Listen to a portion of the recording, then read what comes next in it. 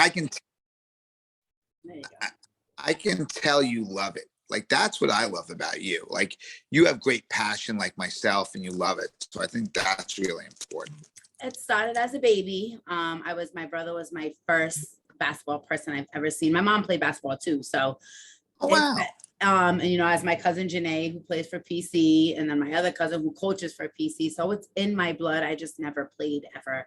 Too much contact for me, but the joy it brings me is everything. So I had to do something that I love. So here we are.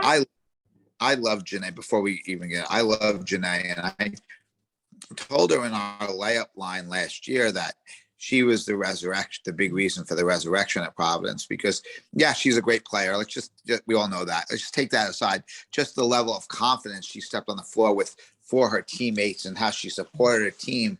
I was really impressed with that. And I told her that. And, as someone who's transferred, it's hard sometimes because you're trying to find yourself, but she's done a great job at Providence of getting them to develop confidence and become a real good program. She's done a great job. That's why I love you, because that is one thing that stuck to me the most about you is the love you give every basketball player in the Big East tournament, not just your team. And that was one thing that, especially in your post-game interview about how the Big East has, a powerhouse, not just UConn. And that's what really drew me into wanting to get to know who Mr. Bozzella is. And I was really passionate about that because I'm tired of, like, there's a lot of good teams in the Big East. And, sometimes it's not even because of you guys, just because we get overlooked because we're not Power 5, but we're every bit as good as those schools and those teams and stuff like that. And I look at Janae. Janae is kicking butt now because she has a coaching staff that believes in her. She's fit in a great role, which she has, in that she handles the ball. She does a lot of different things. They don't just pigeonhole her or box her in like she was boxed in before. So, she's done great with that. I'm really, I mean that sincerely. I'm really happy for her. She's great. So, all right, go ahead. I'm talking too much. No, it's all right. I love it. So, Coach, you have to tell me, where does your love of basketball come from? I love the competition in it. I think that's really important. Sierra, I think the girls' game is just so pure. Still, they try hard. It's for a team. Yes, we have the WNBA now, which is great. Hopefully, it's going to grow even more, adding 2 or 4 teams, and we do need to do that. And I can expand on that later. But I love the competition. I love being around the kids. But I had a great high school coach, and I was a terrible player. And I had a great high school coach, and he sat me down and said, "Listen, you can be on a team, but you're not going to play. It's just this. But you have great knowledge for the game. You love the game. You relate well to people. Just why don't you tag along?" So I tagged along, went scouting with them. I went to all the meetings before and after practice. And, John Delecki and Mark Hasten were those 2 coaches, and they were great. And I spoke to John Delecki the other day. His daughter just got married. And I tell him again, he's 70-something years old, but he's been a huge part of my life. So, that's how I got it. And you speak of like coaching women, like I know you say it's pure, but a lot of people like to coach men because the talent wise, they think there's no talent. So what really was the biggest choice for you to decide to start coaching women? I couldn't get a men's job, to be blunt. In high school, my senior year, I went for the boys' varsity basketball job at St. Mary's High School in South Amboy, New Jersey. And the guy's like, "I can't hire you. You have no experience. Really, you just helped out your high school coach. Why don't you take the girls' job? We don't have a lot of candidates. I think you'd relate well to them. And we need a coach, and you could be the varsity coach. Your friend could be the JV coach." I'm like, "I don't know if I really want to do it." He's like, "Do it. They'll love you." They hated the coach. So no matter what, you're going to be a good guy. And it was fun. The girls were good. We had a tremendous group. I still talk to some of them now. I was 21 years old. They were 16 and 17. Wow. But it was great. And Richard gave me that chance as an AD. I'll never forget, I win my first game again on the bus, and he goes, "You can stay for another day." And I'm like, "Oh my God, is he serious or not?" And he started laughing. He let me make a lot of mistakes in terms of strategy, but I had great kids, and I really just certainly loved to do it for the 3 years there. And I I was able to achieve a varsity job at 21. And, nowadays it would be hard to get that because there's so many more people interested in coaching. Mhm. But back then, he gave me the chance, and I'll always be indebted to him. That's you see, like great people. That's like how great you are. It was just amazing, really bumping into you at the Big East tournament. Yeah, that was cool. It really was. And I mean, I don't have my nails right now because I'm dealing with getting over a nail infection, but I'm still me. Yeah. So when players come ask you for advice, I know you are probably, what are some quotes that you give some of your girls when they're having bad game or their shots not falling, or just advice about life in general? Well, I think from a basketball standpoint, that they've achieved a Big East scholarship. They were in the Big East. I mean, you're talented. Don't let a bad game, a bad day, a bad week, even a bad month take away. You're talented. You wouldn't be here if you didn't have the talent. It'll come back. It'll be there. Just relax, work hard, clear your mind, go to the movies, go to dinner with your friend. Don't put so much pressure on yourself. I mean, obviously the mental aspect of our game is in today's society is so difficult for the girls. There's so much pressure on them. The last thing I want to do is go in and practice more. Go in and relax. They're Big East talented players. They'll be fine. Just relax and stuff. And in life, just enjoy this. I mean, it goes too quick. 18 to 22-year-olds is a tough time in your life, but enjoy it. Have fun with it. And that's my thing, Sierra. I just want them to enjoy themselves and have fun. We've had a lot. I've been there 9 years. We've had a lot of fun for, I would say, 7 of those years. We had a couple of years that weren't that much fun, but the last 3 years have been great because I think we've all taken a step back during COVID and after COVID and realizing life is so precious. Just have some fun and let's enjoy the time we have together. I really enjoy being around the girls more so than I've ever been in my whole life. I think they enjoy being around you too, because you can see that your girls are really having fun on the court, like at all times, even when it's, not going in their favor for that one possession or a couple of possessions, you call a timeout. I see you in not only just coaching to them, but speaking to them, letting them know that it's okay. We're going to have a run like this. The game is about runs. So, and that's another thing that stuck out about you when I was watching you coach, even when you came to Providence. You have players like Lauren Park Lane. They make it fun. She's always got a smile on her face. She struggled at a time this year, and really her breakout game to get out of her slump was the game at Providence. And I think 30 and man, I was like, who's this little girl? She's balling. Wow. She had a great game. And her whole season took off after that. She put so much pressure on herself. I said, just go have fun. And she did that day. And I think she's just getting everyone else to have fun now. She's just a wonderful person. We spend almost every day together during the summer. She just comes in, hangs out, sits in the office, sits in, with our, director of basketball operations, Shakina Richardson, who was an All-American WNBA draft choice point guard. And they just talk about life. And it's great to have someone like Shakina there. My whole staff, Christy Guttridge, our coordinator of basketball operations, and Lauren DeFalco, and they're just talking to her. It's great, and then Lauren's just really, I think, relaxed everyone. And we have a really good group because of Lauren. Yeah, she may be small, but she packs a lot of power between on the court and just when she's on the bench. Even that game where you guys came back and won, you just seen her, come on, guys, we got this. We're going to win. And then everyone followed suit and it became a great team win. And it was great. And that's just to go what type of coach you are. Well, thank you. She's just a great kid to have with you. She's a great player, but she's just so much more than that.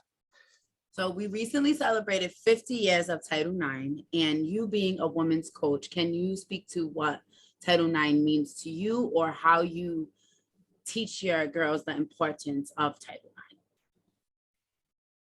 We spoke about it at, the 4 or 5 kids that are here, and Lauren Park Lane actually spoke about it at a fundraiser dinner one of the nights right at anniversary. And, Sierra, we need to get as many women involved in the game as The girls need to be able to look at someone and see themselves in that person, whether it's ethnicity, gender, whatever it may be. But I think I can be part of it too. I said, a lot of them have fathers as their role models as well. And I try to be their role model based on enthusiasm, support, and effort. I don't think they'll ever find someone who doesn't try harder for them and for the program. So Title IX, I just said to them, listen, this is you're getting more of an opportunity than people 50 years ago, 60 years ago, 40 years ago. Title IX keeps growing and growing and growing. And, we're blessed, in a society. We had, Congresswoman Cheryl come from our area, and she talked to the girls about Title IX, asked their opinions. We did a little video on it, and just to raise awareness of it. And our girls really are good about it. They're good ambassadors for the game. But I think one of the things that's really really been a great point is we're getting more publicity. We're getting on TV more. We're getting more notice. We're getting more media coverage. We have great podcasts like yourselves that are getting the girls' names out there. And all of a sudden now people are like, wow, their ratings go up on TV, and the enthusiasm for the sport are really growing. Why? Because we're promoting it better. We're using that Title IX platform to utilize it. So the Title IX means a lot for me, for our girls, for my kids. I just think, we continue to grow it. People like yourself and Congresswoman Cheryl and our senior women's administrator, Tatum Kolitz, they're all about equity for the woman in Title IX. And it really helps us a lot. Yes, I'm gratefully happy for Seton because I wouldn't be here if it wasn't for that. And I'm learning more and more every day about how much fight these women put in to give us this back 50 years ago. So learning something new every day or every minute about this game, it has been the best journey I've ever been on in my thus far. So you spent 11 years and Iona College. Is that how you pronounce it? Because Iona. Okay. And what would you say was the biggest takeaway from that coaching experience, and how do you use it in your coaching today? I do. I went there and we won one game our first year, 8 games and then 6 games, and I thought I was going to be fired. After my third year, we changed ADs. And that AD, Pat Lyons, calls me in the office. And I remember telling my wife, I thought, the night before I might be fired. And he goes, you're doing a great job. And I'm like, we are 15-70. And he goes, no, you're building a culture. You're building a program. And he gave me the confidence too, as a coach, to get better. He's like, you have a great woman. You have a great staff. You're going to do fine. And that belief and faith he put in me, really helped me so much. And then, we got Martina Weber, came in, and she was a WNBA draft choice, and in the MAC level, that's a lot. And then we had players like my assistant Lauren DeFalco, my former assistant Marissa Flagg, some great players to come along and really elevate us and get us to be one of the top 2 teams in the MAC for the next maybe that was my third year. Of the last 8 years, probably top the last six of the 8 years, we were right there. And we had some great players come in. And Mika Martinez, all-time leading scorer in the MAC. Joy Adams, all-time leading rebounder in the MAC. Haley D'Angelo, the best captain I've ever had. Like I said, Lauren DeFalco, 1,000-point scorer. Marissa Flagg played for me and coached with me. And those kids were great. Alicia Powell started for me at Iona when I went to Seton. She came with me. And I learned a lot about relationships and building. We had a great president, Jim Ligori. He had a lot of faith in me. And I had a great mentor in Sister Marie Thornton. She was a great supporter of our program. She not only helped us, with budgets and stuff, she helped us be able to talk to the girls and make awareness. She was a big Title IX proponent too, even that 15 years ago, getting the girls equitable stuff, getting the girls publicity, going to a board meeting and talking about the girls team and having board members come to our game. So she was great with that. So I learned a lot about just relationships, how to build relationships. But like Pat Lyons, I learned a lot about faith and believing in myself. And Pat had a lot to do with that, because, it was hard for him to keep me, when we were so bad to start, but he saw a vision, he saw my vision, and he had his own vision, and it worked out well. So I learned a lot, and I met some great people, like I said, and, I have my associate head coach now played for me there. I got to meet, recruit her, and it was great. And I still in touch with a lot of the players at Iona. It would be only right. It's who you are, so of course. And you're at your alma mater. Was it a choice to go back to your alma mater, or did they ask you to come back? It was hard. Like, I really loved Iona. It was a big part of me. But Brother Ligori had retired. Sister Marie Thornton had moved on. Pat Lyons, my AD, had moved on to become the AD at Seton Hall. So, it was a big change in the guard there. And, Coach Donovan laid a foundation at Seton Hall and then went back to coaching the pros. And, she had recruited some good players, and they hadn't had the success yet, but she was building on it. And I just saw an opportunity when Pat Lyons reached out to me and said, listen, would you be interested? And I said, I would. He goes, well, I'm going to bring a few people in, and I'd like you to be one of them to interview. And I interviewed 4 separate times, 4 different people with our president of the board of trustees. And that gentleman, Hank D'Alessandro, is still a good friend of mine to this day, and he's been great. The board of trustees gentleman, Jim O'Brien, I met with him. He's a huge supporter of our women's basketball program at Seton Hall. In fact, we just went to the NIT, and Mr. O'Brien donated our NIT runner-up rings. So wow. He was there at the Title IX night, and that we had a week ago, and he was so impressed with the girls and everything. He asked if we were going to get rings, and they weren't sure of the school, and he goes, well, I'll take care of it. So that's just the type of people he is, and they are. And I'm just really so proud of our alumni in our group. So yeah, I had to interview, but I did. It was my alma mater. Everyone has a dream job. Everyone thinks, oh, a dream job's UConn or South Carolina or wherever. My dream job was Seton Hall, and because of the people. And I had a great Pat Lyons, now the vice president there, and Dr. Nair, who when I was leaving was the president of Iona, now became the president here. So it's almost like a lot of the people we were together with still, and that's why we're successful. And I have a really good AD now, Brian Feltz, who's a Seton Hall alum. So we believe in Seton Hall. I think at the end of the day, Sierra, people ask, how we get good players too. We get good players because we're good people, and we sell the people at Seton Hall. It starts with, like I said, our president, Mr. Nair, Dr. Nair, and Pat Lyons, but even like Joyce Strouser, who got an award on Title IX night. She's a women's basketball season ticket holder, and she's the dean of the business school. Like, you don't see that too much. No, and her husband, they're officials as much as anybody. So it's nice. We have a really good group, and our ADs are just a really great leader, and Mr. Felton. He's a really smart Seton Hall guy. You can just hear the passion you have just for the people as you speak of Seton Hall, and it just shows from every person on the bench, on the court, their fans, everyone. It's a big family. It is. And I've tried to surround myself with as many Seton Hall people as possible. Shakina Richardson is my director of basketball operations. She's a master's graduate at Seton Hall. Jose Rabimbas played on the '89 national championship runner-up men's team. And he's not only a great friend and a tremendous offensive coach, he's a Seton Hall alum, and he believes in it. Like I said, Marissa Flagg was with me a long time. Lauren DeFacco's been with me since Iona, 3 years at Iona. She coached and played for me 4 years. And, we all bleed Seton Hall blue now. We've been there 10 years. It's nice. It's a nice group of people. And having, just them all care about Seton Hall like I do makes our job, easier.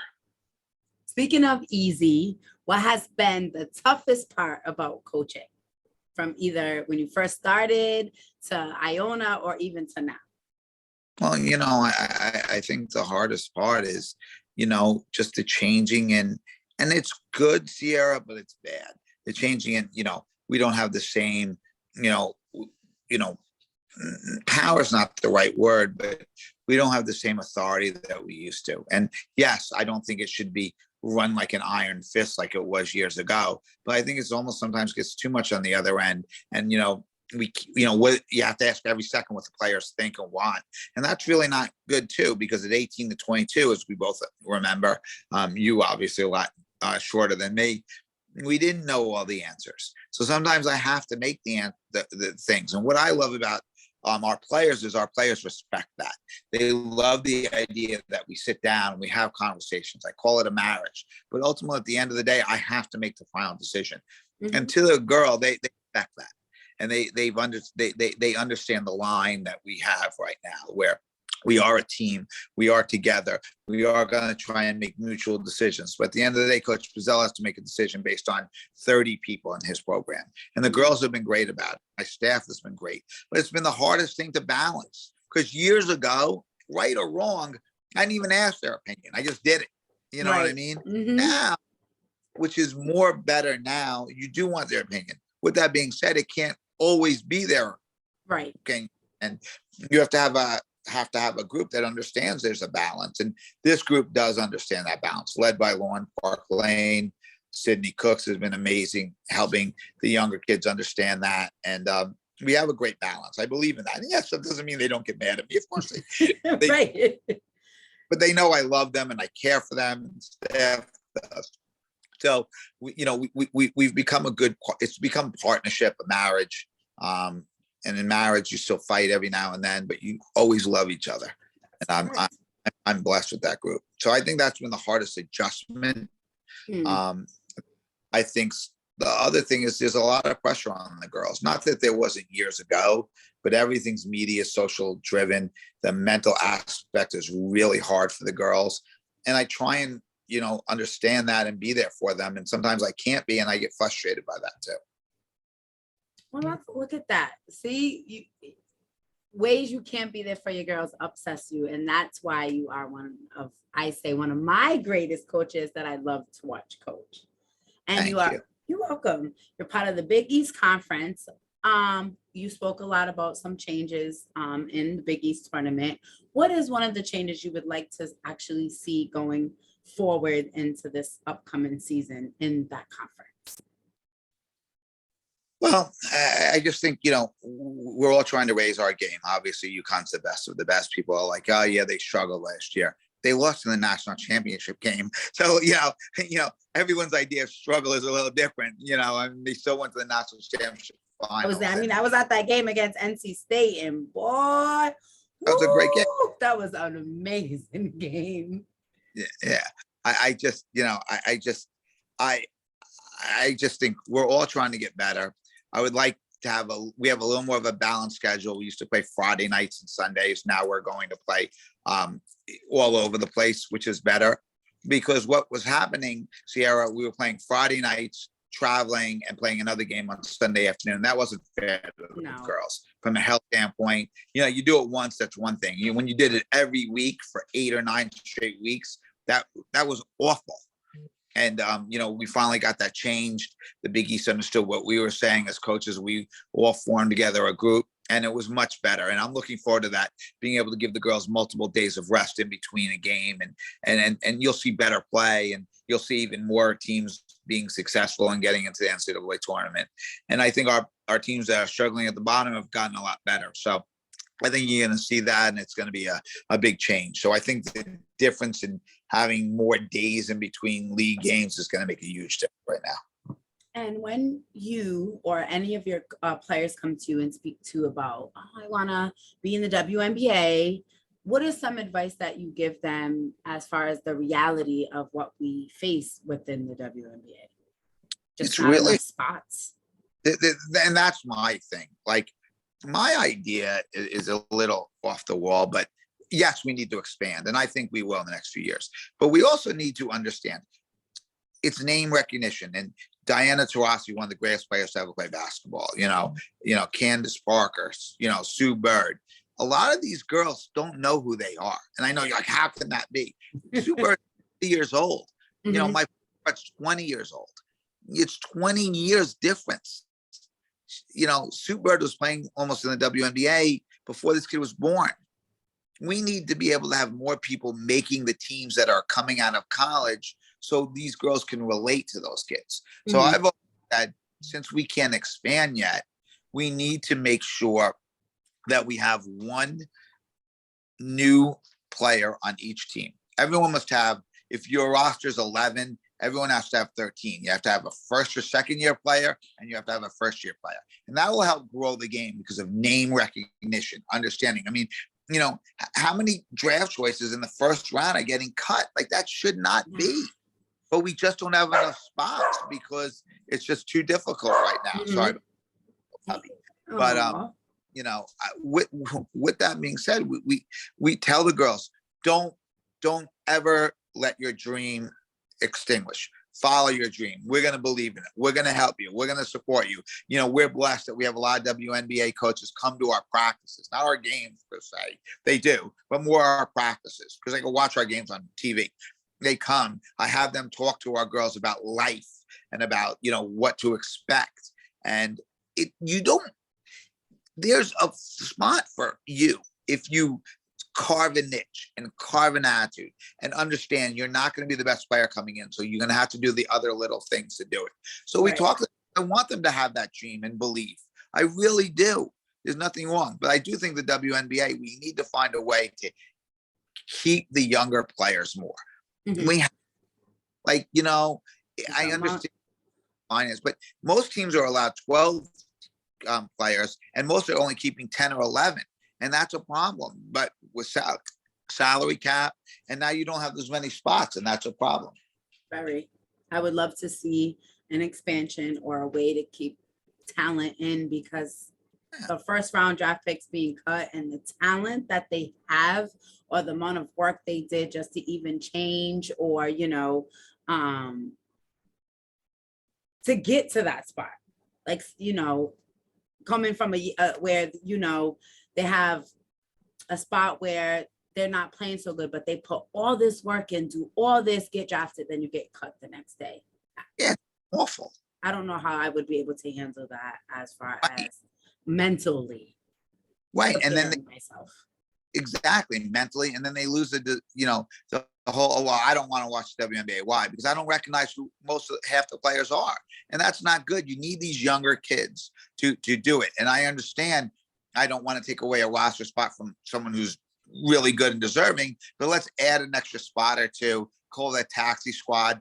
Yes, you might have to pay them less, but they're still getting the experience, and the name recognition is still there. And when they say, wow, 18 players in the draft made a team this year as opposed to 6 players, makes a very big difference. And it continues to let people know that their dream is still achievable, continue to follow that dream. But I don't know how many girls lost that dream after seeing what happened, or seeing players that are absolutely amazing and they just don't have nowhere to go and it's just done for. And I don't, yeah.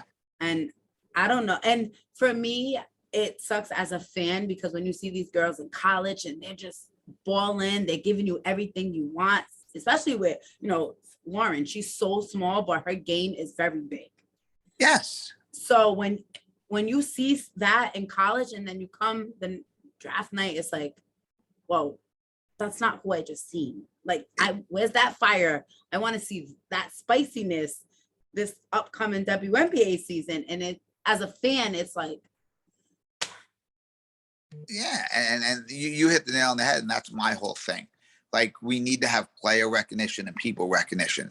You know, oh, it's not fair. Well, you know, you want to sell the game. You want these young people to be involved. That's the big thing. You want them to come to the games. We take our kids to probably a couple WNBA games a year, and to be blunt, sometimes they're like, it's okay. I'm like, why is it okay? They're like, I don't even know who anybody is on the. I'm just making up Dallas Stars. I know, you know. I mean, a lot of people don't know a lot of players on Dallas if you really truly don't watch.